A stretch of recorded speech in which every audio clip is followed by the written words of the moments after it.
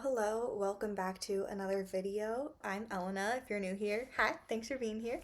And I am so excited for today's video because I am going to be tier ranking all of the main characters of the romance novels I have read on whether or not I would date them or marry them, I guess, whichever you want to think about. And I'm so excited because this is going to be really fun and it's going to be a lot of really cool books. We're going to do some really interesting things together. Or that sounds weird, but we're gonna rank some really interesting books that are like very different from each other in the same thing, which is really funny to me.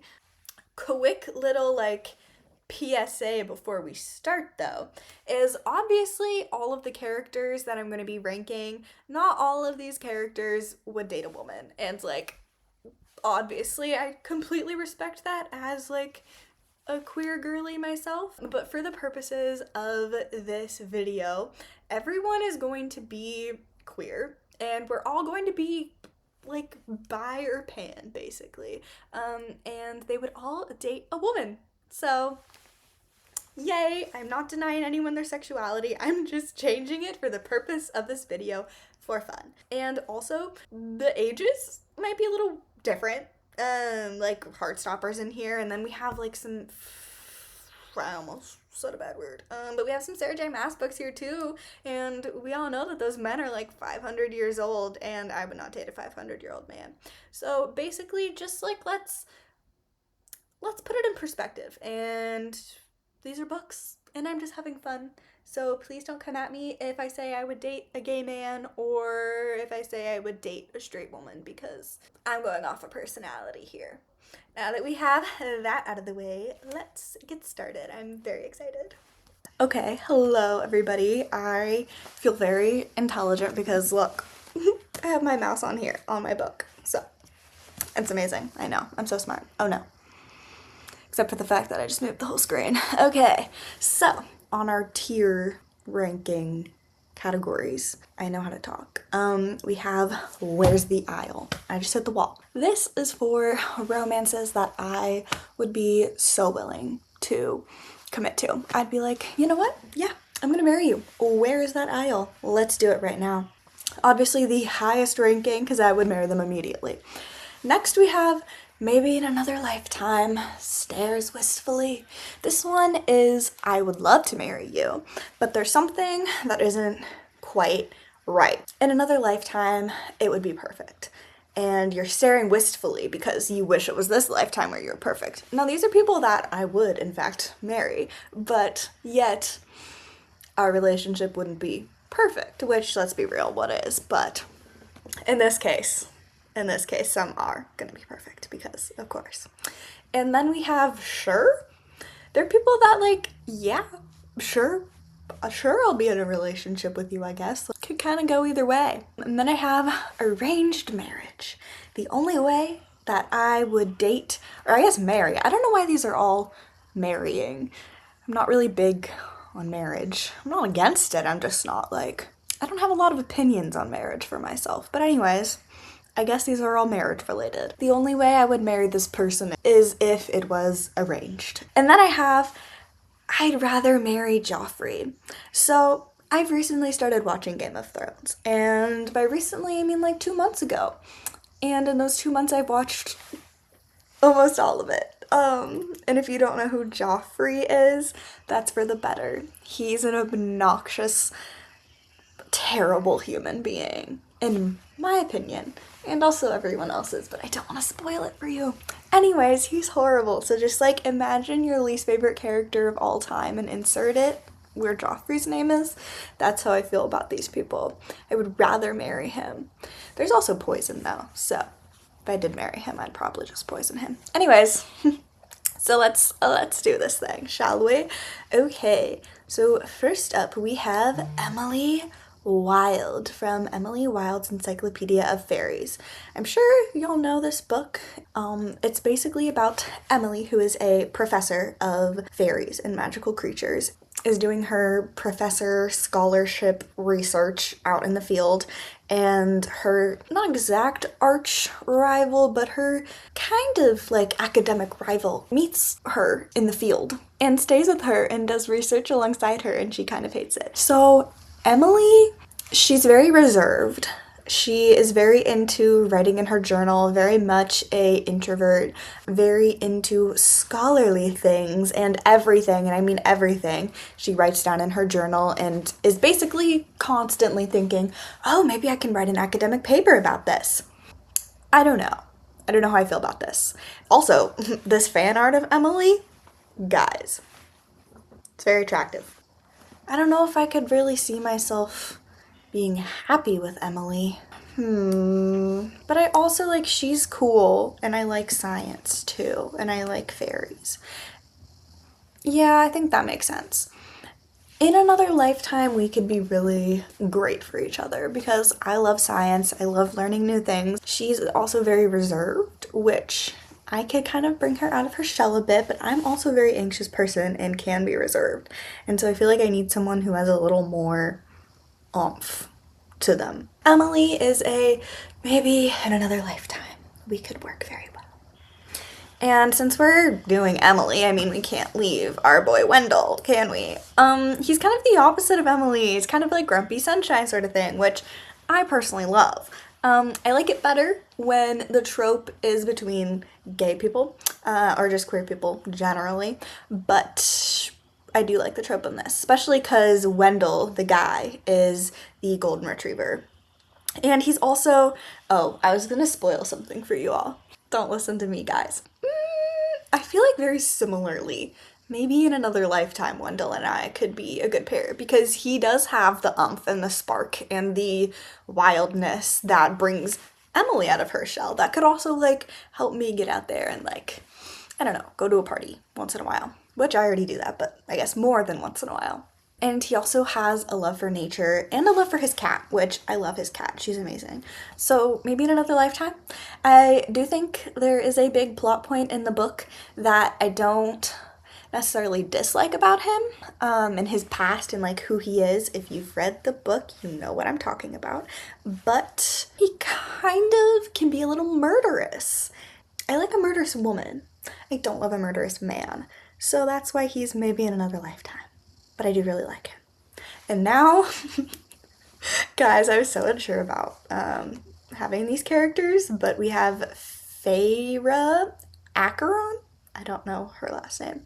So I read these books. Oh, if you don't know, this is A Court of Thorns and Roses. I read these books like freshman year of high school. I read Throne of Glass first, and I stand by the fact that Throne of Glass is better. I'm not a huge Sarah J. Maas fan anymore, but when I read these two series by her, I was like, oh my god, books can be like this. That's incredible. So if you don't know A Court of Thorns and Roses, how do you even describe this book? Is it worth describing? It's basically set in this different world and there are humans and fae and there's like a boundary wall between the two worlds, I guess. And this girl, our main character, Feyre, she is a human and she basically is a huntress who hunts deer for her family. She's the one who is in charge of keeping their family alive and afloat. And one day she ventures too far into the woods and makes a mistake by killing something she probably shouldn't have and basically gets whisked away to the fairy world and has to deal with fae powers, wars, all the fun stuff. Her personality is like, I keep moving this stupid screen. Okay. Her personality is basically just hunter, warrior, woman, I don't even know, depressed. One of her character traits is kind of just like being depressed, which like the amount of stuff you go through by the time that like character arc rolls around, I am not judging. You definitely have a lot of reasons to be depressed. Not that we need reasons to be depressed, as we all know. I wouldn't be devastated. Arranged marriage, sure, why not? I wouldn't marry her of my free will, most likely, but you know, if you tell me I have to like save humanity or something, I'd be like, oh yay, sure. And so now we'll do her man, Rhysand, or Rhys. You know, when I was reading these books, I always called him Rhys, so I always thought his name was Rhys, so I just was like, oh my god, Rhys, blah blah blah. See, I am into like a dark, brooding man. Not in like a, that sounds really problematic, possibly, but In characters, I like the dark. You know, it doesn't even have to be a man. If they're dark and brooding and kind of traumatized and have a lot of magical powers, then yeah, I kind of am into that. Not even like in a romantic sense, just in a like, oh, my baby kind of a way. The whole shadow daddy thing, I guess, has me in its grips. I don't know. I don't know though, because part of me is like, ah, he's so sweet and nice, and like, he's so good to Feyre, and he taught her how to read, which I have like a whole spiel about. Why is it always these like 500-year-old men, Fae, whatever, that are like teaching the girl how to read or how to fight or how to use her powers? Like, come on. Yeah, but I think it's kind of the same. Arranged marriage, like, I don't really need a shadow daddy, but thank you for asking, Resand. And I will do red, white, and royal blue. Again, don't know if y'all need an explanation, but this is by the wonderful Casey McQuiston. Red, white, and royal blue. Alex Claremont Diaz. Let's see. Oh, the book. Can you tell I have ADHD? Okay, this book, Red, White, and Royal Blue, is about the prince. I almost said the Prince of the United States. I am not putting that out there in the world. No, thank you. This book is about the first son of the United States, Alex. He is a law student. I think he's in grad school, maybe. The book is basically about him falling in love with the Prince of England. Let's see about Alex. Okay, so he's very confident. He's very charismatic. He pulls his partner out of his shell. He's also very intelligent and stubborn. Would that go well with me though? I mean, I feel like we'd be like really good friends. I'll put him in Where's the Aisle because I feel like we would be great at banter. Like if he was a politician, I could be like a writer. Anyways, Where's the Aisle? Let's see, Henry, the Prince of England. Dude, I don't know. Henry's kind of brooding. Not in like a Resand kind of way, but in a like depressed gay prince sort of way. If that is a thing. I really like him. I think we'd be good friends, but I don't think we'd make a good couple. So like, yeah, sure, I'd marry him, but I wouldn't necessarily choose him for myself, you know? It's also so weird doing this because like he's so gay, and yet, as I mentioned, that's not playing into this at all. We're all bi right now, y'all. Okay. Next up is, can I say her actual name, or is that a spoiler? It's kind of a spoiler. You know, I'll go with Selena. Sure, that's her name for this video. If you've read the books, you know why. I don't know if I can say her actual name or not. But anyways, this, oh my god, I loved this book series so much when I was a child, which is kind of disturbing. So Selena Sardothian, the premise of this seven book long series is that this girl, Selena Sardothian, is a world-renowned assassin. We entered the book with her being arrested and in, is it like salt mines? I don't know, but like she basically is supposed to spend her whole life in the mines because she was caught as one of the most notorious assassins. And she basically has to make a bargain with the king to be his assassin, I guess, and do what he bids, but anyone who knows these sorts of characters knows that she is not going to do his bidding under any circumstances, pretty much. Like, some parts of her character that I can remember, it's like, yeah, okay, girl, like, okay, that's kind of hot. I mean, I love a powerful woman. I guess I'll put her in arranged marriage next to Sarah J. Maas's other characters. I don't really want to marry her, but again, if the world was ending and I had to, I would. I feel like her character is supposed to be really funny and swaggery assassin type deal and like always sarcastic and making jokes. You know, she has to be the biggest presence in the room. I don't really want that vibe. Sorry. Let's see, where's Rowan? You can't see his head, which I think is hilarious. Rowan, again, another brooding man that doesn't have much of a personality other than, I will do anything for you. I really want to put him in I'd rather marry Joffrey, but I also would not rather marry Joffrey than Rowan. But you know what? I don't really like him. Like, honestly, I don't really remember anything about him. I'm just gonna leave him there. Sorry, dude. Next up, we have, oh my, who is this? I did this video and I don't know who that is. Oh, August. August from One Last Stop by Casey McQuiston. I certainly did not like this book as much as I liked Red, White, and Royal Blue, but that's okay, that's okay. Basically, this is about August, who has just moved to New York City, and she falls in love with a girl who has been stuck on the train for like 70 years and doesn't know it. And August falls in love and they have to like get her off the train. She's very type B. She's very nice, very ADHD. I mean, so am I. But I think we could get along as acquaintance friends. Like, not quite like really good friends or like friends, but like friendly acquaintances, sometimes hang out. I think I would put August in sure. Don't have a lot of strong feelings. And then we will do her gal pal, Jane. Let's see, dude. I don't remember exactly. I think it might have been equivalent to Act Up that she was involved with when before she's been stuck on the train for like 70 years. Sorry, that's a really bad description of why I would marry her. First of all, I mean, did you see those pictures of her? Like, okay, girl. She always has a leather jacket, she has tattoos, she is kind of butch, like, look at her. How could you say no to that? So hot. But anyways, she's kind of reserved. She loves music.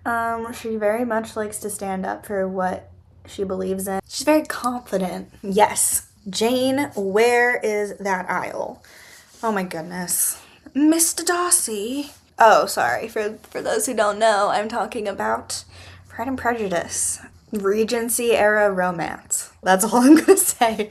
Because if you don't know Pride and Prejudice, I don't know how to help you, man. Mr. Darcy. Does he have a personality? I guess his personality is kind of like, he's a funny guy. I don't know, guys. Sure. I guess I'd marry him. He doesn't have a ton of a personality. I think Elizabeth is kind of annoying. I'm sorry. Sure, I'd marry her, I guess. Actually, would I? I don't know if I'd marry either of these people. I'm really debating between sure and arranged marriage for both of them. But do I really care that much? Not really. So I think I'm just gonna leave them there. Oh my god. Cleat cute. Okay. Phoebe. I almost said Phoebe Bridgers. So yes, Cleat Cute by Meryl Wilsner. If you're interested in learning more about this book or more about other queer books I've read, I recently made a video about all the queer books I have read since last Pride, so you can go watch that, and I talk more about this book there.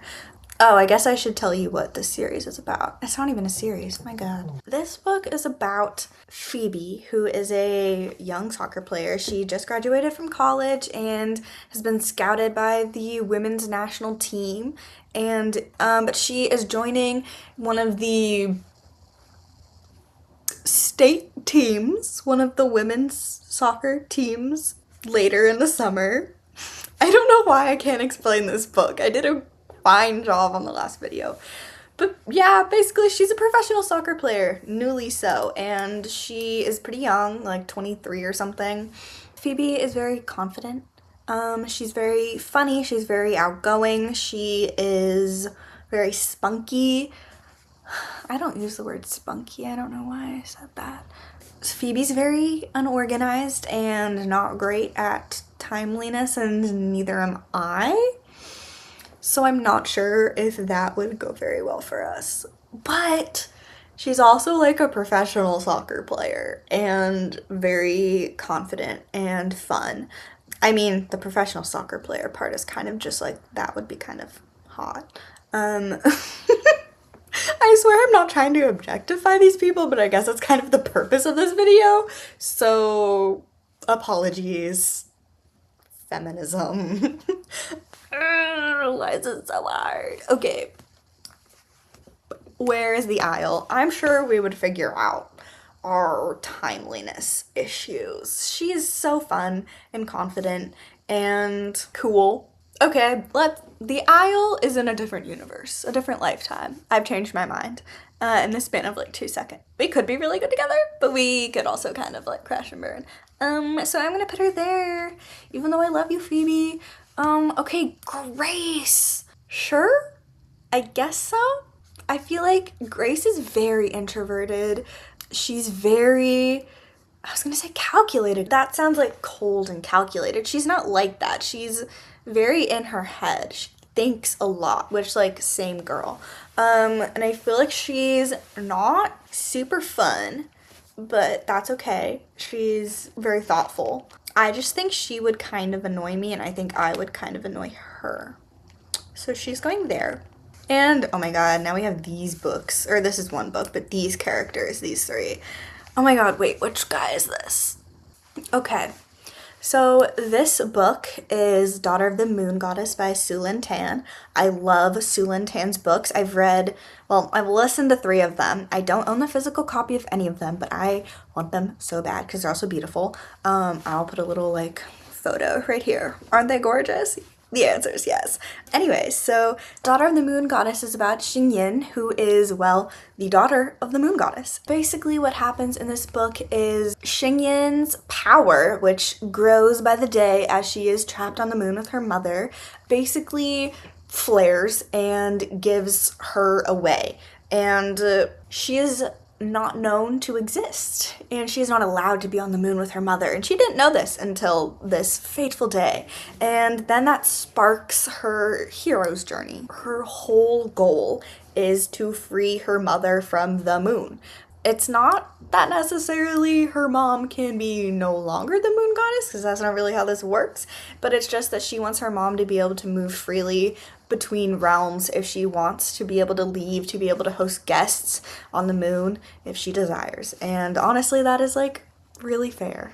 So this dude, Captain Wencha, he is a captain in the army, basically, that she joins. I really don't want to give anything away, which I guess I'm possibly giving stuff away by saying that this is like a love triangle, because now you kind of know that, but that's okay because I feel like it's kind of obvious. There's this thing that he does in the books that I don't approve of, and then he kind of like redeems himself, like in my eyes, I guess, by the end. This is all like my opinion. Sure, I would marry him, I guess. Sure, like he's a cool guy. I love his strength. Like mental fortitude is what I mean, not like physical strength. But I like him. I like him. I don't care if that's an unpopular opinion. I actually don't know if it is an unpopular opinion, but I hated him for a long time. But I like him. So actually, I'm gonna put him in Maybe in Another Lifetime, Stares Wistfully. And let's see, Xingyin, she's very cool. She is so loyal. She loves her mother so much. She will do literally anything, which also entails lying to people that she really cares about. Because her main concern is her mother's safety, which, fair girl, but also don't love a lie. But that's not a reason I wouldn't marry her. I really like her steadfastness, her intelligence. I guess sure, I'd marry her. She's cool. I like her more as a character, and I think I'd like her more as a friend.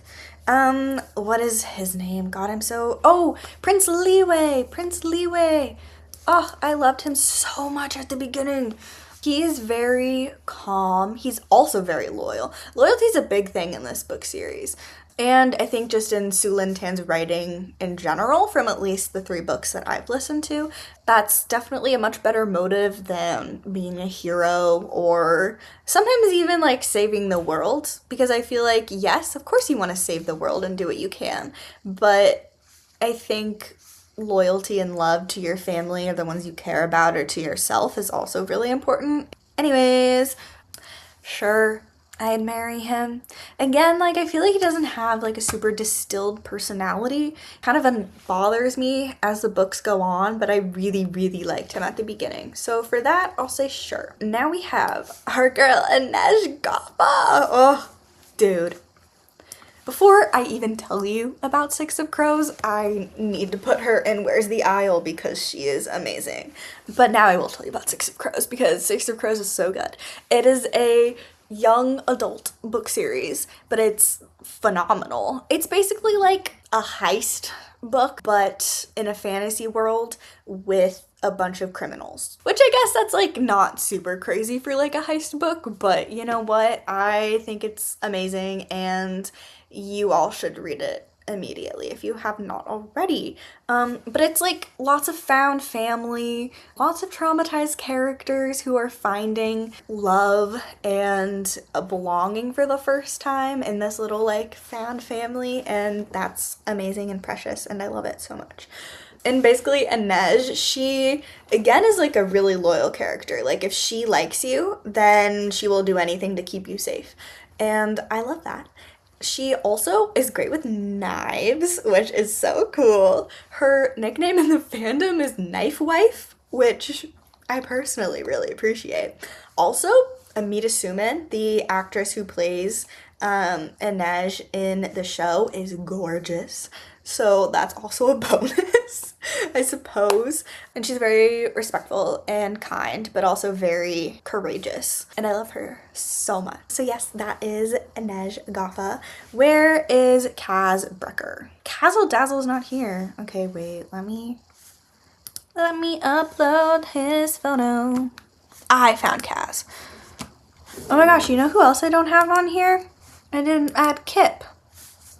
I did not add Kip. Okay, there we go. Now we have everyone. And I guess 3 people from the same book. That's okay, that's okay. Kaz Brecker. Sorry, let's roll this up, folks. Okay. Kaz Brecker. Ooh, very traumatized. He is cold and calculating. He is not afraid to kill. But again, he does it out of loyalty a lot of the time. I'd say maybe 1/3 of the time he does it out of loyalty, and 2/3 of the time he does it because he wants money. I think he has potential. I think really the only person I can see him with is our girl Inej. I cannot see myself with Kaz Brecker. I don't think that would go very well. I love him as a character, but he, I think, is a little too morally gray and murderous for me in this real world that we live in. Literally, looking at this photo, I'm like, oh, that's just Francois Arnaud. Is that how you say his last name? Francois Arnaud? Arnaud? But this is supposed to be Scott Hunter, and is Scott Hunter in the show Heated Rivalry. But Scott Hunter is not in Heated Rivalry. Or is he? I don't know. But basically, Scott Hunter is from Game Changers, which is the first book in the Heated Rivalry universe. That's actually called Game Changers, and the book is called Game Changers. Our dude Scott is a hockey player, and he is like really good. That's like kind of all you need to know about this book. Scott Hunter is a hockey player, and he's phenomenal, and he's gay. And hockey and gay, as we know, doesn't really always go together great, unfortunately, because of homophobia. Scott Hunter goes into a juice bar one day after his run, and he basically orders a juice from a guy and thinks he's cute. And then that starts them off on their journey. He's also very brooding, but not, again, not in a Rysand type of way or a Kaz type of way. Yeah, more of a Henry kind of way, like, I'm gay and I can't be gay. That's kind of his whole vibe. He takes everything seriously. I do appreciate his communication skills, though. Because if you have seen Heated Rivalry and you see the episode of Scott and Kip and you're like, damn, boy knows how to communicate his feelings and what he's thinking. And then you go back to the mess that is Ilya and Shane. You're like, oh my god, please, Scott, give them some communication lessons. So I appreciate that about him. But I also don't think that is like the quality that would make me marry him or date him. Because I need more than just him being a good communicator and a decent human. So arranged marriage for Scott Hunter. And we have Kip. I couldn't find a picture of just Kip, so Scott kissing Kip. Low-key, I would like to be with Kip. He's an art major. He wants to work at like a museum, and that's really cool. I love art. I paint a lot, and I think I don't know, I think we'd have fun going to museums and stuff. And also, okay, this is weird. I was just thinking like we'd have fun going to gay bars together, but I guess if we were together, he wouldn't be gay. But he could very well be bi, because I guess everyone in this is bi. So we would still be queer together. And we could go to gay bars together. That could be kind of fun. But he's also just a really kind guy, and he knows how to cook. Maybe in another lifetime we'd be perfect, but not this lifetime. Hi guys, this is editing Elena here. I don't know exactly what happened, but for some reason the last bit of this video, the audio got messed up. So I have the video part, but I don't have the me talking part, which is kind of important for this kind of video. So I'm redoing it. Remade the tier list and put all of the pictures in the right spots that I left off on, and let's get down to it. Let's see, okay. I left off on Charlie and Nick from Heartstopper. So Heartstopper, amazing book by Alice Oseman. It's a graphic novel. It's a young queer coming-of-age story about two boys who end up falling in love, which is not really a spoiler because I'm sure you know exactly what book series and show I am talking about. So let's do Mr. Nick. This feels so weird because he is like literally a child, but again, I did say like pretend everyone's sexuality and age matches up appropriately. He's such a golden retriever. He is a very kind person, and I really appreciate that. I like kind people, obviously, but I'm not sure exactly how great we would be together. He just feels very immature. Not a bad character and not a bad person, just an immature character, probably because he is like, 16, 17 in these books. And then we have Charlie. Arranged marriage. You see, I really like Charlie Spring as a character. I think he is very relatable. I think the way that Alice Oseman writes about his mental health problems and his queerness is beautiful, and I really like him as a character, like I said. But I do not think we would go well together. I think we're both a little bit too neurotic for each other to be... Did I say neurotic? I did, right? I didn't say erotic. I said neurotic. There's a difference. Being neurotic is being... It's a psych term, but everyone kind of uses it. Me and Charlie, although I love him, and I would honestly love to be his friend, I would love to be... I was gonna say I would love to be his older sister. I would love to meet Tori. I would love to meet his older sister. But anyways, I love Charlie, I love Nick. It just feels weird saying I would marry or date them. Next up, we have She Gets the Girl. This book series follows two young women who are entering college. One of them was just broken up with her girlfriend, or was just broken up by her girlfriend?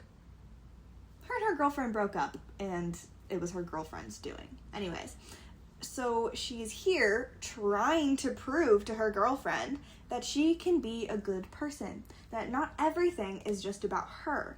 And so she helps this other young woman she finds to tell her crush that she likes her, basically, is like the premise. I'm gonna have to look up their names really fast because I don't remember them.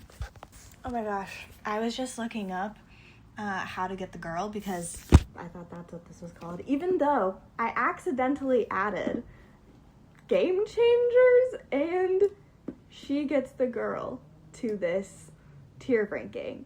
I still thought it was called How to Get the Girl. But anyways, I was looking up How to Get the Girl, and Google just gave me an overview on How to Get the Girl. Okay, so we have Alex. So we have Alex and Molly. I'll start with Molly since she's first. I will say arranged marriage. I think Molly Parker. She is very kind. She's very socially anxious. She's very reserved. I can be those things in social situations a lot, and so I don't think we would go together super great because I think we might both need someone to help us be less anxious in those situations. I've been in a relationship before with somebody who's also anxious in social situations, and that never really helped either of us. That's why Molly goes there. And then we have Alex. See, Alex is more my type on the outside, but again, by the end of it, she's definitely more mature, but I still feel like she just feels young, which makes sense. You know, they're college freshmen, which, like, I'm gonna be a college junior, so not that different in age necessarily, just perhaps different in experience. I'm not sure, but yeah, I'm gonna put Alex there. Respect, but also don't really think she is for me. And then, oh my gosh, oh, this bothers me that they're so mixed up. Okay, sorry. My gosh, I got so many of the same photos on accident on this one. So this is Zhongwei. He is the interest for Lian in Su Lin Tan's Immortal. I, again, loved this book. Please read some Su Lin Tan books because they are so good. She is a really great writer. But this book series takes place in, again, this immortal world where there is the mortal realm and then there is the immortal realm. And basically our main character, Lian, she lives in the mortal realm, and her grandfather is basically like the lord or governor or like leader of this city or town that she lives in. Something happens and he can no longer do that job, and so she now is like the lady or governor or whatever, ruler of the city, and must then give her allegiance to the immortal queen. And lots of things kind of go wrong in this, and it's so good. It's so good. She is such a strong, powerful character. And, oh, I forgot to mention. So basically she's mortal, maybe not mortal, you'll see. And this is the god of war from the Celestial Kingdom. He is tasked with keeping an eye on her, with protecting her from other immortal creatures. But also, there might be a little more to their relationship than just protection. Oh, that could come across really bad. I don't mean like protection. Anyways, I'm just gonna rank them. So we have Zhongwei. How much do I like him? He is kind of a stern character, kind of serious, but he's also the god of war, and he's also really kind. And he's been through a lot, guys, okay? Like, he's been through a lot of stuff. So maybe in another lifetime we could be really well together. I do feel like there's something, maybe he's a little too serious for me. Maybe that has to do with why he's not quite in Where's the Isle. Oh, and then we have Lian. I'm also gonna put her here. I think she is a really strong character, very intelligent. I really like her and I really appreciate her a lot. But again, I feel like there's a little something missing for me to feel like I could get married to her. So there we go. Next we have Lex Croucher's book that I can't currently remember the name of. Not for the Faint of Heart by Lex Croucher. So Not for the Faint of Heart is kind of a Robin Hood retelling where we have Muriel, this girl right here. She is desperate to live up to her great-grandfather, Robin. She is a new captain to the Merry Men, and she is given a mission. And the mission kind of goes wrong, and she kind of kidnaps the wrong person, Clem, her love interest, which, yes, a little complicated to kidnap your love interest, but you know, it works out for them eventually. She has to go on a mission to save an important person in the Merry Men's gang. I do not want to marry Muriel. She kind of annoyed me throughout the book series. Again, I called it a series. This is like the 4th time I've done this. I did not love her. I did not hate her. She was fine. She is, again, very crotchety, or grouchy, whichever word you prefer. Apparently, I prefer both of them. But, yeah, not exactly my speed. For Clem, She's, again, like a pretty, I don't know if I'd say like stereotypical, but she is also pretty like ADHD. That's kind of the vibe she gives off. And she's very, I was going to say hyperactive, which is like, yeah, she has ADHD. I mean, she doesn't canonically, but like an ADHD girl can recognize another ADHD girl. You know what I'm saying? She's fine. She's funny. She makes potions. She is a healer. I like all of those things about her. I'm not sure how great we would get along as, like, partners. I think we'd get along well as friends. And then we have The Love Hypothesis by Ali Hazelwood. I listened to this audiobook right after I listened to Red, White, and Royal Blue, which Red, White, and Royal Blue was the first romance novel I'd ever listened to. I think maybe even read. That's really crazy. And then I went to The Love Hypothesis, which is also really funny to me. But anyways, The Love Hypothesis, if you're unfamiliar, is about Olive. What is his name? You know, I don't really care enough. But it's about Olive and the guy that she is dating. And she's a PhD student. I think she's like biochem or something like that. And he's a professor. And they fall in love, and that's kind of all you need to know. I didn't really think he had much personality, to be honest. I feel like he was kind of just big man who respected her and was kind of shy. That's kind of what I got from him. And then Olive, sure, she's cool. I love science. I like a good science-y woman. It doesn't really make sense. But yeah, she's fine. Sure, I could marry her. Why not? And then we have Achilles and Patroclus twice. This specifically is from the Song of Achilles by Madeline Miller.